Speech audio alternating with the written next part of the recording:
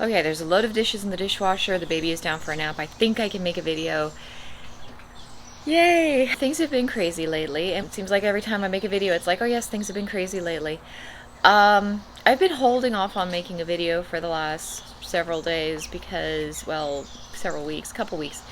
Um, I started seeing a therapist because I was struggling with postpartum depression. I was struggling with postpartum depression during the pregnancy. Now it's after the pregnancy. It's almost a year now. It still hasn't gone away. Kind of annoying. It just kind of lingers. So I started seeing a therapist at some point, and I've been seeing her regularly, just kind of trying to tackle this whole postpartum depression thing, plus my husband's brain tumor, which I think is a bigger part of it than I realized. It's just been crazy.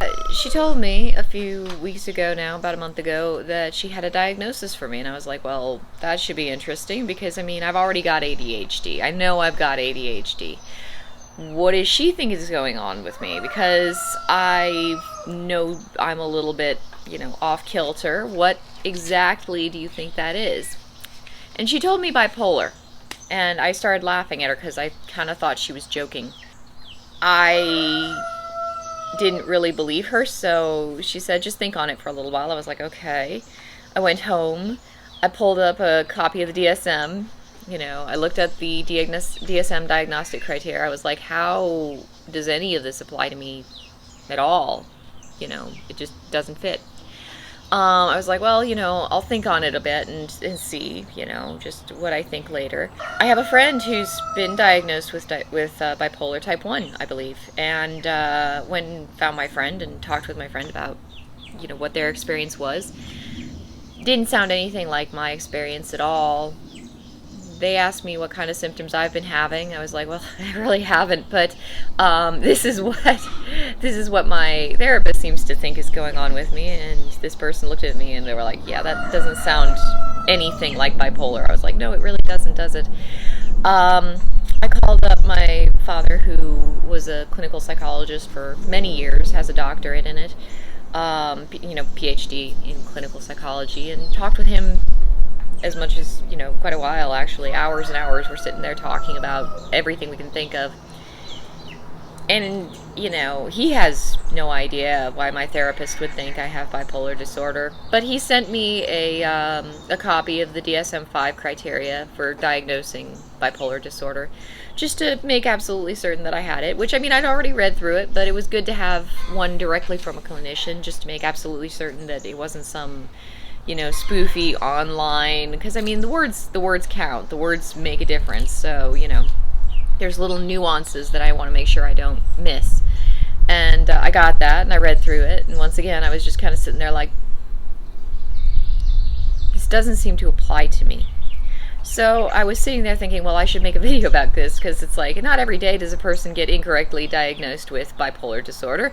But I figured I'd wait a little while and watch my moods. I got a mood journal, and I started keeping a mood journal religiously every single day, and I started really watching everything I was doing and what was affecting my moods and how I felt from one day to the next. And for those of you who aren't familiar with bipolar disorder is the leading theory on bipolar disorder is that it is a chemical imbalance in the brain which causes major and very, noticeable shifts in mood. So you go from manic episodes where you're extremely happy and extremely high energy and extremely, just expansive, to depressive episodes where you're depressed, and then back over to manic, and you kind of flip-flop back and forth. Now, the flip-flopping doesn't have to be 5 days on, 5 days off, 5 days on. What can happen is you can have a manic episode and then calm down and be running at an even keel for months and months and months, and then have a depressive episode. Or you can have a manic episode,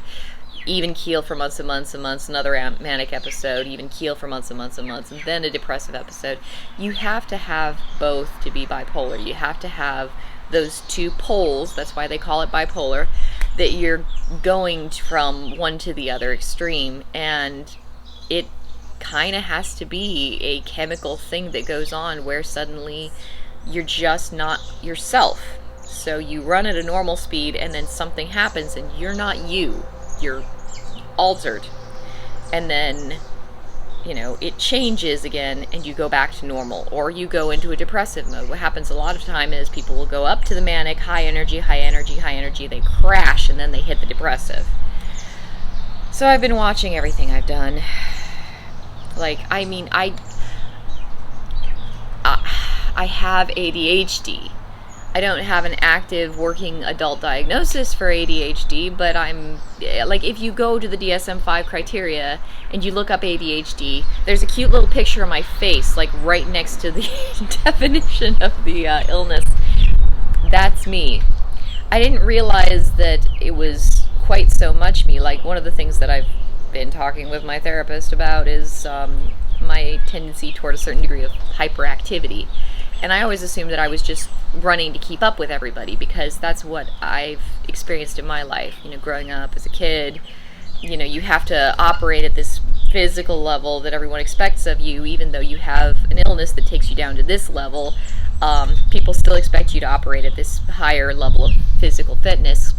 And so, you got to push as hard as you can and run as fast as you can just to keep up with the slowest people in the school. And if you don't keep up, well, that's a personal failing, and there's a lot of shame associated with that. So it's like, well, okay. I grew up thinking, okay, I just got to run as fast as I can and work as hard as I can and give everything that I have to give just to barely scrape by in the, in the baseline. And so, that kind of a mentality, that kind of, series of life lessons growing up, that kind of belief structure, it makes a certain kind of person. It makes you just a little bit on the manic side. Like, I have to always be running, and I have to be running as fast as I can, because if I don't run as fast as I can, I'm not keeping up with everybody around me. I'm just not doing good enough, and that's a mark against me. So, imagine a lifetime of that. Plus ADHD, so I forget what I'm doing half the time, and I get distracted, and I can't remember, where I put that thing that one time, and, oh God, I mean, that's a huge pain in the ass, and that's one of the things I noticed with the mood journal. The only times that I really feel really, really, really horrible is when I can't find something. And that is the egg laying song. One of our chickens is about to, it sounds like two of them actually are about to lay an egg, and so they're both cawing away like crazy. No, I mean, I didn't realize that I fit so well into the hyperactive side of ADHD. I always thought I was the inattentive type ADHD. I never would have assumed that there was anything hyperactive about me, but the level of activity that I pull out of myself on a regular basis, apparently that's a little on the high side. I don't really stop going. I just move all the time. I'm busy because I have to be. I have 4 kids. I have a full-time job. I got a YouTube channel that I neglect horribly. I've got a Subscribe Star channel that I neglect horribly. I'm so sorry, guys. And I mean, God, it just never stops. Life never stops. I'd love to take a break. Actually, I did take a break. I got COVID, and I got, sick, and I'm sitting there at work. I went to work with a sore throat, and then very quickly I developed into a fever. And I'm sitting there as I'm clocking out and calling in sick from work. And I was like, you know what? I hope it's COVID. I really hope it's COVID. Everybody's like, don't say that. I'm like, no, if it's COVID, that means I get 5 days off. And if I could get 5 days off, I'm going to sit on my butt. I'm going to read a book for recreation. And I did that. I got COVID, and I went home, and I sat on my fat ass, and I read a book. And it wasn't productive at all. And at the end of the 5-day period, or maybe it was 6 days, because I think I got an extra day off because of, I don't know how the timing worked. But anyway, at the end of that period of time, I felt kind of gross. And I realized I hadn't exercised enough, and I have to exercise very regularly or I start to feel off kilter. And I hadn't done anything productive to make me feel like I was actually a worthwhile human being. I felt like garbage. I felt like old garbage that smelled kind of bad. I needed to get up and start doing stuff again in order to feel like I was still alive. And so, that was, but before that, there was the longest time where I was like, oh my God, I'd love to have COVID so much, because I'd just sit around drinking coffee, reading a book, like just a fun book, not a book review book, a recreational book. I would read a recreational book. And I did that, and it was wonderful, but at the same time, I felt horrible, because, like, it's like eating junk food. Like, you feel great while you're eating it, because it's like, this is really tasty, and then afterwards, you're like, why does my belly feel so horrible? I had that. And it's not like I'm incapable of taking a break. Exactly. I mean, I'm a little bit incapable of taking a break. I do have to move pretty much all the time, but, why is that important? Well, my therapist seems to think that my lifestyle choices would indicate mania. And here's why that's a problem, and here's why I don't think that I have bipolar disorder. Bipolar disorder has two poles. You're manic, you dip down, you're depressed, you crawl back up again to normal, you stay normal for a little while, then you're manic, you move from place to place. She seems to think that I'm pretty much just 24/7 manic. I am a manic human being. I'm not manic depressive. I don't crash. I'm just manic all the fucking time. And I don't know how much of that is because of chemical imbalances in my brain or mental disorder. I think a lot of it is just, this is the way I've learned to live. This is what was expected of me growing up. Hey, you've got to run as fast and as hard as you can in order to keep up with all the people around you, because normal people run at a different speed than you do. And how much of it was the fact that, I'm sorry, that's how I am. And I mean, that's what a lot of people with bipolar would say. That's just how I am, because that is how they are. But I don't have... The idea with mania is that it's an alteration from your normal state. Normally, you are here, but then you're manic, and now you're up here. Me, I'm not here. I'm always up here. I just run at this level all the damn time. And I still can't keep up with all the shit I have to do. So, like, I think I'm just overworked. I think I'm just busy. I might have the hyperactivity that comes with ADHD. She hasn't talked all that much about ADHD. Honestly, every time I've brought up, hey, I think this is an ADHD trait, she's like, yeah, but it could also be bipolar. I'm like, but it's not. And I mean, another thing, I went to the DSM again, and I looked up diagnostic criteria for ADHD, particularly inattentive type, because I do believe I have inattentive type, and diagnostic criteria for bipolar. What are the overlaps, and what are the things that, could be both that I've got? And I pretty much, like, it was really funny, because I read through the diagnostic criteria to my husband. I was like, do I do this? He's like, yes. I was like, how about this? He's like, yes. I was like, what about this other thing? He's like, yes. I was like, yeah, that's ADHD. Bipolar, once again, technically, I kind of sound kind of manic. But that is a change. It is a distinct state that is different from your normal functioning state. And I mean, by definition, I do not fit the diagnostic criteria. And so I've been, for weeks now, several weeks now, I've been looking at myself with, just under a microscope, my entire life under a microscope. Is there any possible way at all that anything that I am or do could indicate that I have bipolar disorder? No, there's nothing bipolar about me. Apart from the fact that I have a very energetic kind of life, but I've been consistently energetic for years now, in fact. And I mean, this is one of the arguments that she made for bipolar disorder. I've made some very crazy decisions in my life where it's like, I'm gonna just go to another state as an exotic dancer all by myself, and I'm gonna dance in that other state until I've got enough money to pay my rent, and then I'm gonna just turn around and I'm gonna come back home.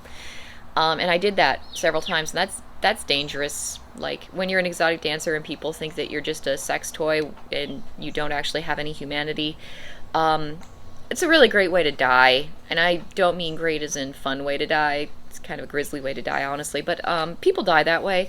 And I did that kind of a lot. And I didn't have a problem doing that. I would be on a bus going to some place or another, and I'd talk with somebody on the bus, and I'd be telling them all about my life, and I'd be like, yeah, I'm an exotic dancer. It's like, I mean, I could have gotten murdered at any point. I hung out with a murderer. I met a random murderer in this random city that I stopped in all by myself, and the two of us ended up walking up and down the city streets for days, just hanging out, and he killed people. He told me about the people he killed. It was just kind of like, well, that's different. That's unique. That could all indicate mania, except for the fact that it's all very consistent with my personality and overall day-to-day behaviors. It's not like any of this stuff was unplanned. It's not like I looked at it and said, it's not like I woke up one morning and I just felt really different and I felt really energetic and I was like, you know what? Screw this. I'm just gonna go to some random state and, just... It's like, usually it was like, okay, I don't know, there was a little bit more planning involved. I mean, I won't say there was a hell of a lot of planning. I really do believe a lot in making spontaneous decisions sometimes, and so, I mean, I definitely made spontaneous decisions, like when I met the murderer, and he was like, hey, do you want to go walking around the city with me? I was like, yeah, that sounds fun. And so I did that, and I spent a lot of time doing that. I had plans for my visit, but I kept them very, very loose to, remain open to any changes in, what I was encountering while I was there, because I didn't know exactly what to expect. I mean, that's what happens when you go to a strange city. But the fact that I made the plans to begin with and then executed them, as opposed to, I'm just feeling super energetic today, I'm just gonna go. But I made allowances for those days. I set aside money for those days. I made plans for those days. It's like, okay, there are gonna be days where I just get bored with, the daily routine, and I need to switch things up a bit because I get bored very easily. I need constant stimulation. Constant being kind of the operative word there. Which is kind of an ADHD thing, honestly. I need constant mental stimulation all the goddamn time. And so it's like, will I occasionally just, hop on a bus to some place just to break up the monotony of my life? Yes, that's very much the sort of thing I'll do. But it wasn't because I was feeling hyper energetic. It was like, I'm getting restless. I've done this same thing every day for the last 2 months. I need a change. I talked to my husband. I asked him if anything about bipolar seemed to fit me. He said no. I talked to my parents. They don't seem to think anything about me as bipolar. I talked to my friend who has bipolar disorder. They don't see anything about me that seems to be bipolar. I'm going to go out on a limb here and say my therapist is wrong. Which hasn't stopped me from nitpicking through every single thing that I've done for my entire lifetime. Just trying to figure out how any of it could possibly... It's been like fitting a round peg into a square hole. It doesn't fit. It just doesn't fit. So there's that. That's been exciting. That's been keeping me busy for a while. I've been questioning every single decision that I make. Because, there are things about me that are a little bit crazy. I'm going to be the first person to say that. I broke my finger. It's out of the splint now. It's not entirely healed, but it's close enough. I broke my finger, and the day that I broke my finger, I was actually feeling really, really good because the pain of a freshly broken bone was enough to get rid of that overlaying fog of anxiety that I always have to deal with. And I felt so clear and so sharp and so relaxed inside my head. And I remember I was at work and I'm sitting there doing my job and I've got my finger all bandaged up and I'm, just working away. And I was like, you know what? I feel so good. I kind of wish I could break my finger every day just so that I could feel like this.